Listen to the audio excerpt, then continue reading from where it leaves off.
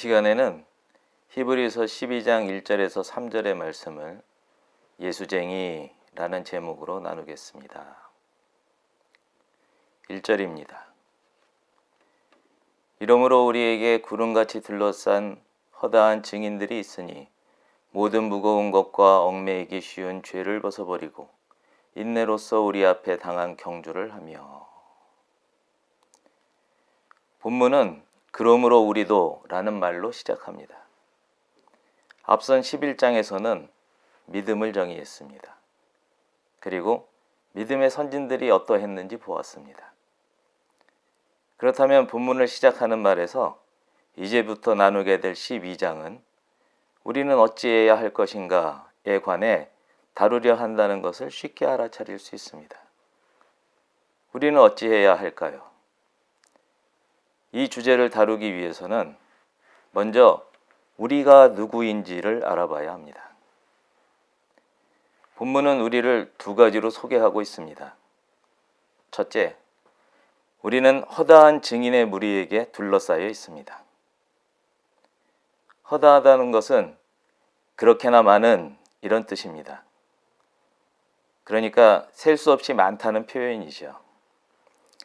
이 표현은 하늘의 별과 같고 바닷가의 모래와 같게 하시겠다던 아브라함에게 하신 하나님의 약속을 생각나게 합니다. 또 앞선 히브리서 11장 12절에서 13절은 하늘의 허다한 별과 또 해변의 무수한 모래와 같이 많은 후손들이 믿음을 따라 죽었다고 말합니다. 믿음을 따라 죽었다고 하는데 무슨 믿음인가요? 하나님을 믿는 사람의 안식, 곧 예수님을 믿는 믿음을 말합니다. 나는 부활이요 생명이니 나를 믿는 자는 죽어도 살겠고 무릇 살아서 나를 믿는 자는 영원히 죽지 않으리라. 나사로를 살린 예수님의 말씀입니다. 그렇다면 이 허다한 증인들도 예수님 안에 살아있지 않겠습니까? 허다한 증인의 무리란 예수님 안에 살아있는 이 사람들, 곧 믿음을 따라 죽은 하늘의 허다한 별과 또 해변의 무수한 모래와 같은 믿음의 선진들입니다. 이들이 우리의 믿음을 지켜보며 응원하고 있습니다. 둘째, 우리는 모든 무거운 짐과 얽매이기 쉬운 죄를 벗어버렸습니다. 여기서 무거운 짐이란 무엇일까요? 마태복음 11장 28절에서 예수님은 이렇게 말씀하십니다. 수고하고 무거운 짐진 자들아 다 내게로 오라. 내가 너희를 쉬게 하리라. 우리는 하나님이 맡기신 것보다 훨씬 더 많은 세상이 지운 짐을 지고 있습니다. 그 짐들은 우리의 중심을 보시는 하나님과는 달리 외모에 치중하는 세상적인 시선에서 옵니다. 좋은 인맥, 좋은 학벌, 좋은 외모, 좋은 복장, 좋은 음식, 좋은 집, 그런 것들. 이런 것들 때문에 치러야 하는 모든 것이 이 세상이 우리에게 지운 짐입니다. 그러면 또 얽매이기 쉬운 죄는 무엇일까요? 얽매이기 쉽다는 것은 쉽게 유혹될 수 있다거나 쉽게 함정에 빠질 수 있다는 뜻입니다. 육신의 정욕, 안목의 정욕, 이생의 자랑과 같은 것입니다. 이런 것들은 우리의 시선과 중심을 하나님에게서 멀리 벗어나게 합니다. 사람이 지은 최초의 죄가 그랬습니다. 보암직도 하고 먹음직도 하고 지혜롭게 할 만큼 탐스럽기도 해서 하나님이 먹지 말라 하시는 선악과를 먹었습니다. 이 죄가 결국 무거운 짐의 근원이 된 것입니다. 우리는 이런 무거운 짐과 얽매이기 쉬운 죄를 벗은 사람들입니다. 땅의 것보다 하늘의 것을 더 사모하는 사람들입니다. 그러면 우리는 어찌해야 하겠습니까? 필자는 청유형을 사용해서 우리가 해야 할 바를 말합니다. 인내를 통해 우리는 우리 앞에 놓인 경주를 하자는 것입니다. 본문은 우리가 해야 할 두 가지를 언급합니다. 첫째, 우리는 인내를 통과해야 합니다. 힘에 겹도록 인내해야 한다는 것입니다. 히브리서 10장 36절은 말합니다. 너희에게 인내가 필요함은 너희가 하나님의 뜻을 행한 후에 약속하신 것을 받기 위함이라. 우리에게는 인내가 필요한 두 가지 이유가 있습니다. 그 하나는 이 땅에서 사는 동안 하나님의 뜻을 행해야 하기 때문입니다. 하나님의 뜻을 행한다 함은 예수님이 가신 길을 가야 한다는 것입니다. 그 길은 고난의 가시밭길입니다. 다른 하나는 약속하신 것을 받기 위해서입니다. 그 약속이란 천국에서 하나님이 주시는 영원한 안식에 들어가는 것입니다. 둘째, 우리는 우리 앞에 놓인 경주를 달려야 합니다. 이 말은 우리 앞에 놓인 싸움터로 자유롭게 전진해야 한다는 뜻이기도 합니다.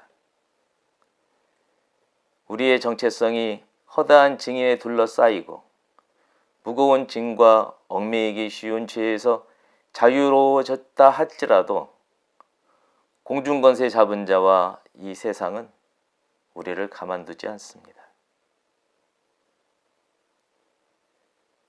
공중권세 잡은 자는 예수님을 유혹하다 실패했어도 아주 잠시 동안만 예수님을 떠나 있던 그런 마귀입니다. 그의 유혹이 이 세상을 온통 뒤덮고 있습니다. 그런 그가 이제 하나님이 아시는 바 된 우리를 가만두겠습니까? 절대 아닙니다. 그 자는 이 땅에서 우리가 삶을 영위하는 모든 시간 동안 끊임없이 우리를 쫓아다닙니다. 그런데 어쩌면 그자가 생각하기에는 우리가 되레 그의 영역에 둥지를 틀고 있는 것일지도 모릅니다. 따라서 이것은 피할 수 있는 것도 잠시라도 쉴 틈이 있는 그런 것도 아닙니다. 이 땅에서 우리의 삶은 그 자체가 싸움을 싸우는 전쟁터이고 무거운 짐과 얽매이기 쉬운 죄와 그 뒤에 도사리고 있는 존재와 겨루어야 하는 경기장입니다. 전쟁은 하나님께 있지만 그 싸움터에서 버텨야 하는 것은 우리의 몫입니다. 적에게 시선을 뺏기지도 말고 적의 움직임과 충동질에 경거망동하지도 말고 하나님께 우리의 시선과 온 마음을 가만히 고정해야 합니다. 우리 안에 내주하시는 성령님의 교통하심에 가만히 귀를 기울이는 것입니다. 우리에게는 그래서 변하지 않고 확고하며 참아내는 인내가 필요합니다. 그리고 쉼없이 쓰러지고 엎어지더라도 다시 일어나 표대를 향해 우리는 달려야 하는 것입니다.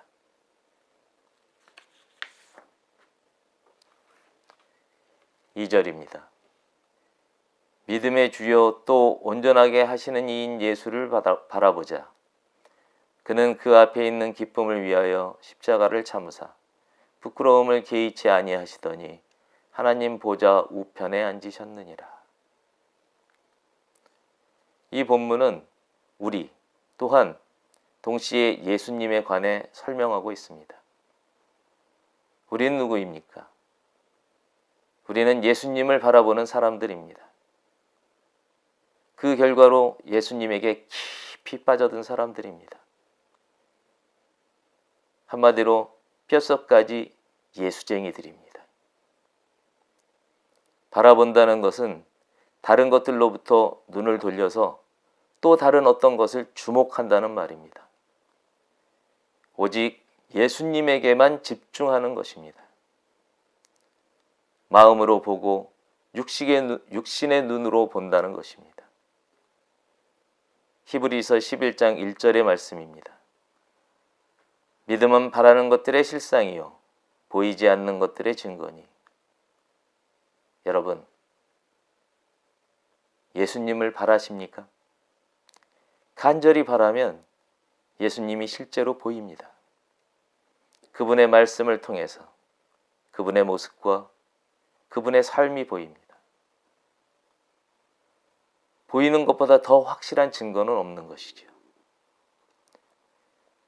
우리의 마음과 눈에 보이면 우리에게 예수님은 살아있는 주님이 되십니다. 안식, 곧 천국의 약속을 직접 받은 아브라함과 이삭과 야곱, 우리 믿음의 조상들과 그 약속을 멀리서 바라보고 순종함으로써 예수님께 자신들의 믿음을 입증한 믿음의 선진들과 그 약속을 받아서 예수님을 직접 보고 따른 제자들과 보지 못하고 믿는 마음의 눈으로 보기 때문에 육신의 눈으로도 보는 우리,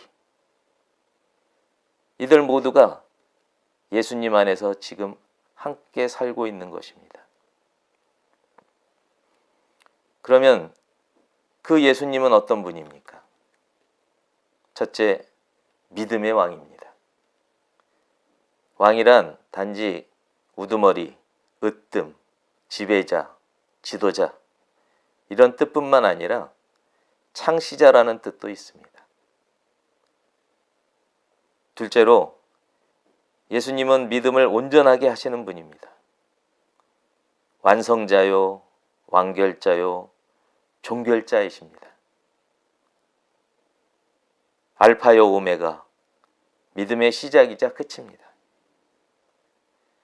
죽어서 부활하기까지 하나님께 자신을 온전히 맡겨 순종한 분입니다.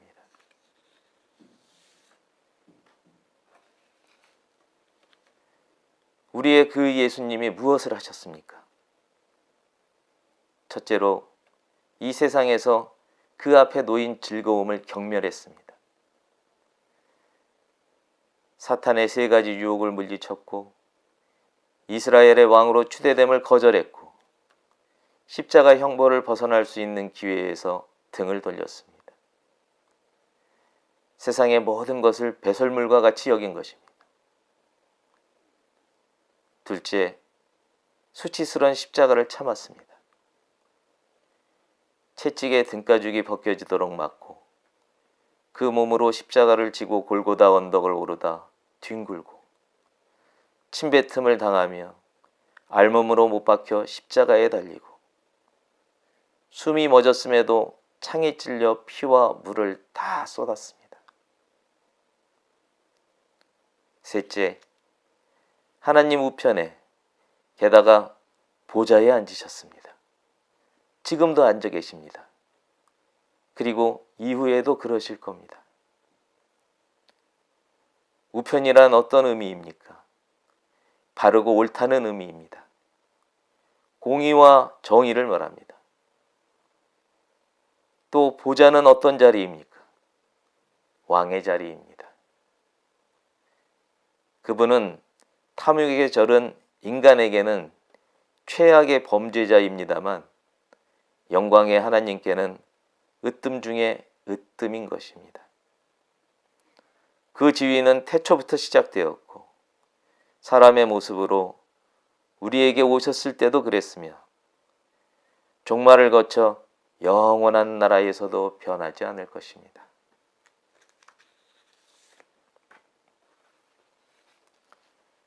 (3절입니다) 너희가 피곤하여 낙심하지 않기 위하여 죄인들이 이같이 자기에게 거역한 일을 참으신 일을 생각하라. 3절의 헬라어 본문은 왜냐하면으로 시작합니다. 의미적으로는 그렇기 때문에 라는 뜻입니다. 1절에서 말한 바 우리 앞에 놓인 경주를 달리자. 우리 앞에 놓인 싸움터로 자유로이 전진하자는 데 대한 이유이면서 동시에 결론을 말합니다. 뭘 어쩌라는 것일까요? 너희는 반드시 꼭 예수님을 주의 깊게 생각하라는 겁니다. 어떤 예수님입니까? 그 예수님은 예수님을 그 깊은 데까지 거역하고 반역한 죄인들을 위해서 피 흘리기까지 참으셨고 지금도 참고 있고 앞으로도 참으실 바로 그분입니다. 과거에는 그를 따르던 제자들을, 지금은 우리들을, 그리고 미래에도 현재의 우리와 같은 자들을 계속 참는다는 말입니다. 왜 예수님을 깊이 생각하자는 겁니까? 우리가 결코 지치지 않기 위해서입니다. 그러면 우리는 왜 지친다고 합니까? 우리의 영혼이 낙담되기 때문입니다. 우리는 이 세상에서 낙담이 될 수밖에 없는 일들로 둘러싸여 있습니다. 예수님과 그분이 하신 일을 말하고 그대로 살려고 해도, 아니 살려고 하면 할수록 세상은 우리에게 등을 돌리고 오히려 우리에게 마귀 새끼라고 합니다. 그런데 맞습니다. 그들에게는 우리가 그들을 망치는 마귀 새끼가 분명합니다.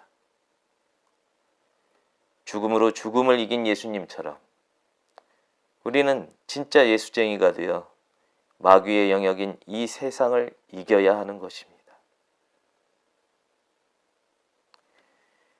여러분과 내가 영원한 예수쟁이가 되어서 이 세상을 이기기를 주님의 이름으로 축복합니다.